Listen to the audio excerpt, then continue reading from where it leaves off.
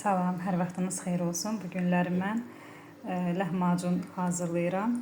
Deməli, ləhmacun içinə çəkilmiş ət, soğan, pomidor, biber, acı biber, yaşıl şirin biber, bir də qırmızı biber əlavə eləmişəm. Petruşka biraz da doğramışam.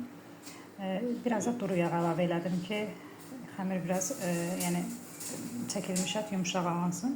Bunu istəsəz duxovkada da bişirə bilərsiniz və tavada da bişirə bilərsiniz. Hazır lavaşın üzərinə yaymışam. Hazır formasını da çəkib göstərəcəyim. Baxın, belə tavada ağzının qapağını örtürük. Hardasa bir 7-8 dəqiqə vamxodda qoyuruq pişsin. Pişdikdən sonrası arasına cəfəri və limon sıxıb büküb yemək olar.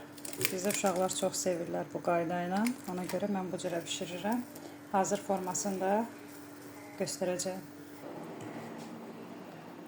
Baxın, artıq hazırdır. Biraz limon sıxırıq bura. İndi qızım onlayn dərslədir. Qızım üçün servis eləyirəm və biraz da arasına cəfəri əlavə eləyirik. Bura limonun dənəsi düşüb, onu götürək. Belə bunu bükürük. Görürsünüz necə olur?